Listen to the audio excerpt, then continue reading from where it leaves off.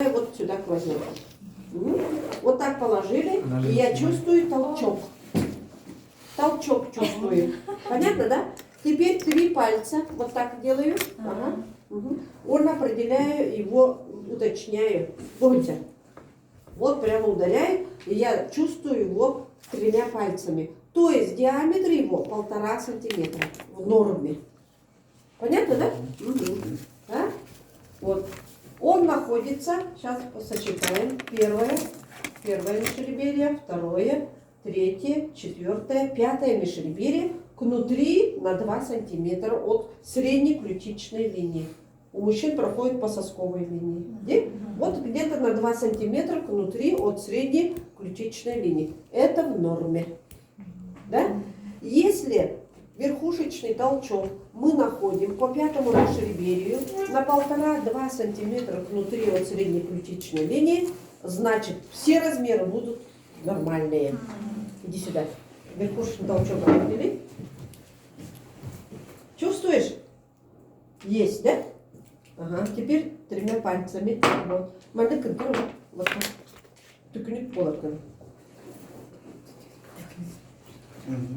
Ага. Теперь определи, какое межреберье, сосчитай. Держишь, вот левой рукой сосчитай. 5-е межреберье. Она по какой линии? По средней ключичной линии внутри. 1,5-2 девятых. Одну цифру говоришь. Сколько примерно? На 1,5 сантиметра, впереди идет на 1,5 сантиметра внутри от средней ключичной линии. Вы постоянно садитесь. Постоянно надо повторять повторюши. Понятно, да? Чтобы быстренько реагировать. Значит, мы думаем, раз верхушечный толчок в норме и находится там, где должно быть, да? Ага. Значит, другие размеры будут в норме. Значит, мы знаем. Теперь, если верхушечный толчок бьется вот сюда, сильно, на всю ладонь, мы говорим верхушечный толчок разлитой. Сердце большое, близко. Понятно, да?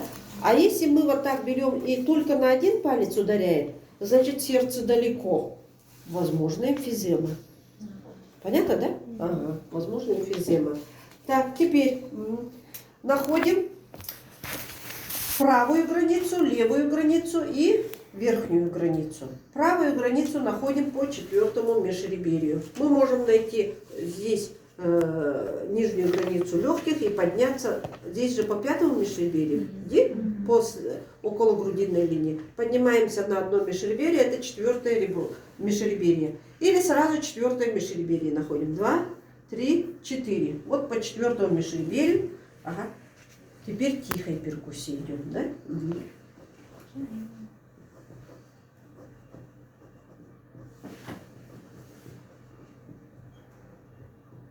Вот. Изменился, да? Ага. Так.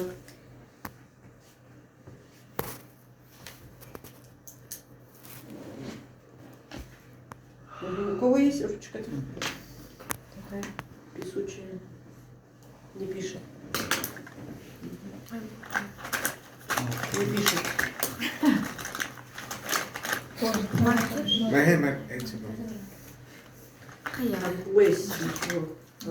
Так, вот.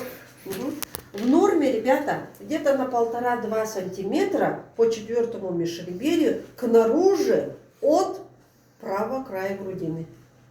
Вот, видите, вот я палец поставила, богатя, правый край грудины. Вот. А это где-то вот на примерно палец 1,5 сантиметра к наружу от правого края грудины. Левые границы сердца находим по 5-му межреберью. Так, руки вот сюда. Сюда повернись. Значит, по 5-му межреберью идем, еще повернись. Тихой перкуссией.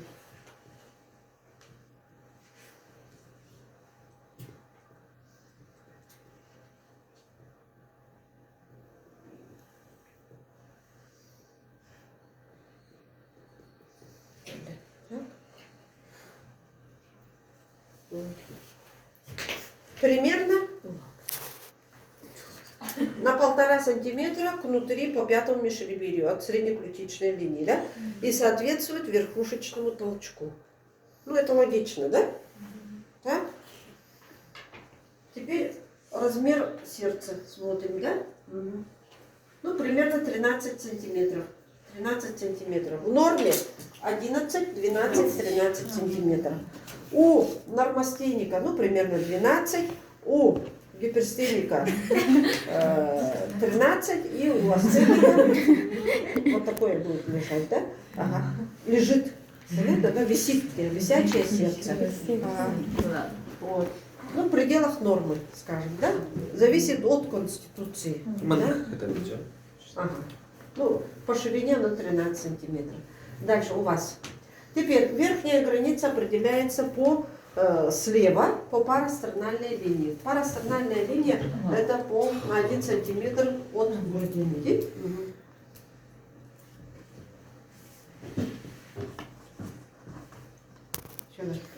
Тихо и перкуссия.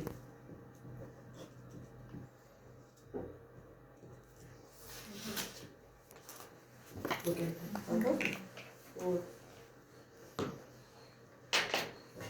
Первое я положила, второе и третье ребро. Третье ребро. Вот примерно. Да? Теперь сосудистый пучок находим. Сосудистый пучок – это аорта и легочной ствол. По второму межреберью. Первое, второе межреберье. Тихо. Перкуссия.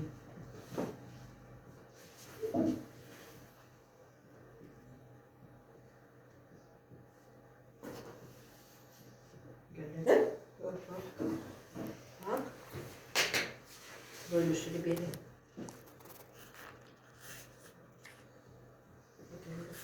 Слышишь, да? Угу.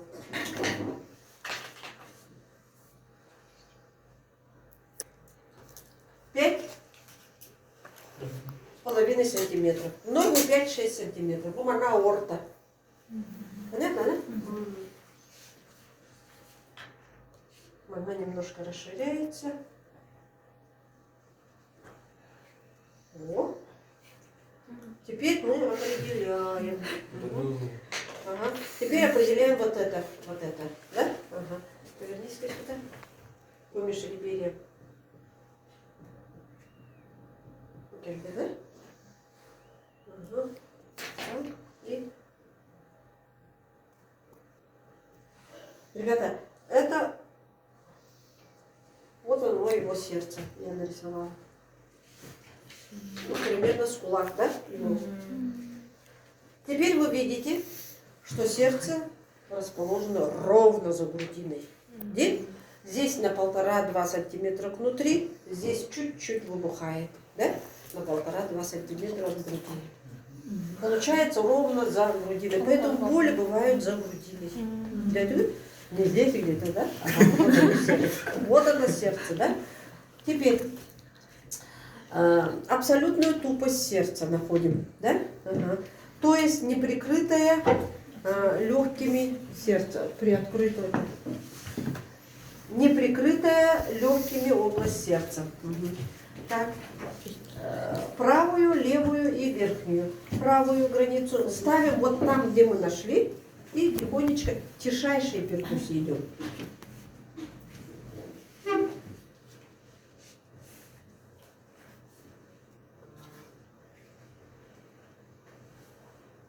Да?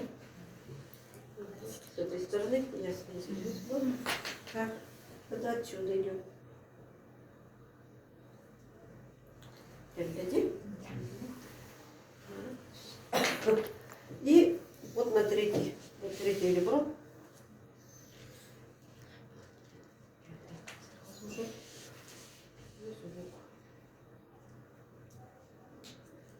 Вот она. Абсолютная тупость, не прикрытая легкими. Область сердца. Для чего это нам нужно знать? При остановке сердца здесь делается вот сюда укол. Понятно?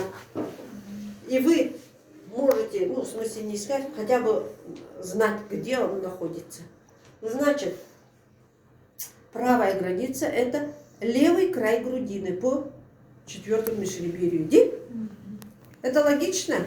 потому что оно до этого прикрыто грудиной. Вот она, правая. Ага. Здесь на 1,5 сантиметра внутри от относительной левой границы. А здесь на одно межреберье вниз, 4-е ребро. Вот она. Понятно, да? Угу. Дальше. Вот это правильная, нормальная конфигурация сердца. Мы говорили, при недостаточности митрального клапана бывает митральная конфигурация за счет гипертрофии левого предсердия. Была. Тюкелихоз. Понятно, да? Ага. Вот так будет. Дальше, при артальных пороках будет артальная конфигурация Мальбек-Булога за счет гипертрофии левого желудочка. Видите, как толку положь? Сапог. Да? Угу. Это артальная конфигурация, а это баллона, да. И еще может быть митрально-артальная конфигурация сердца.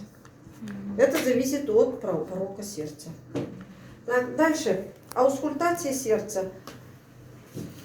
Аускультация сердца. Вот верхушку нашли. Вот она первая точка, где мы слушаем. Вот первая точка.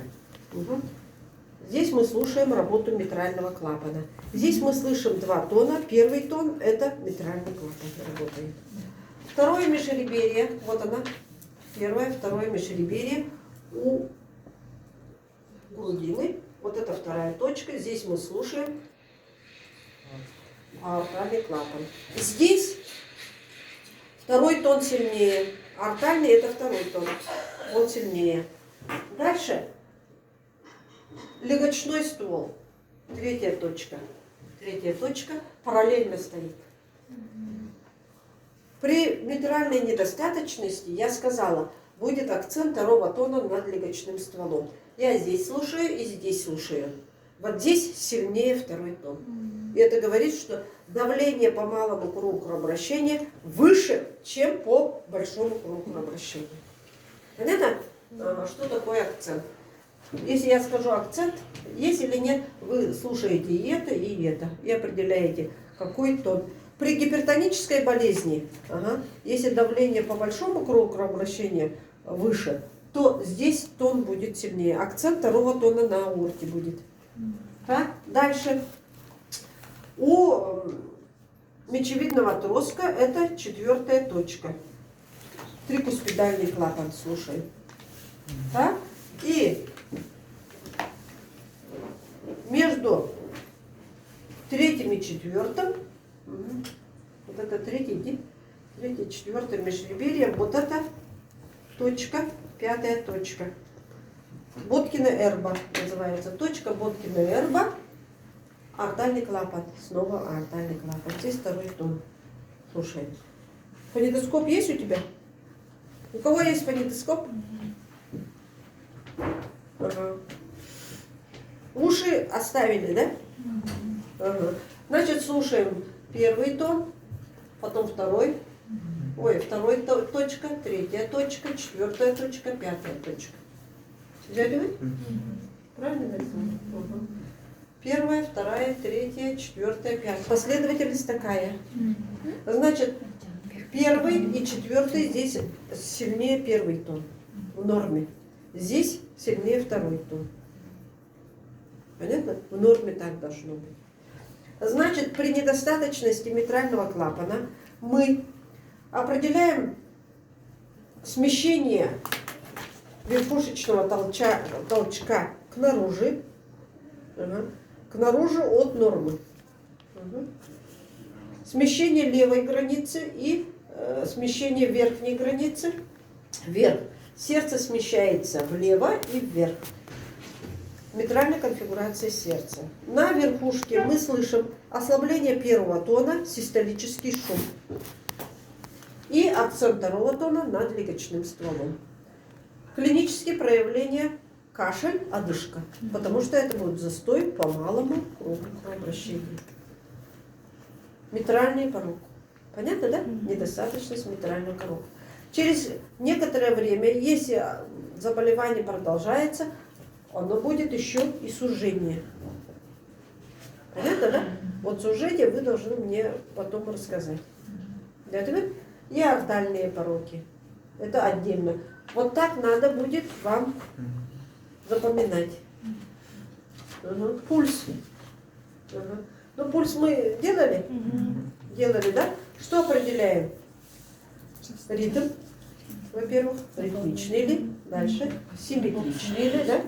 Симметричность может быть разная, да? Ага. Несимметричный от чего зависит? От сосудов зависит. Где-то, например, сужение, давление может быть, да? Дальше, что определяем? Напряжение пульса, да? Ага, напряжение пульса. Что делаем? Пережимаем пульс, да?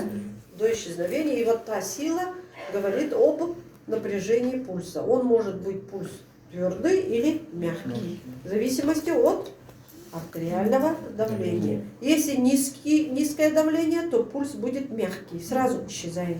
Да? А если твердый, значит высокое артериальное давление. Так, полнота, полный пульс. Мы его чувствуем, что там жидкость. И? Угу. Амплитуда, сила еще есть, да? Пульса. Вот эти пульс тоже надо вам сдать. Вот на зачете будет пульс,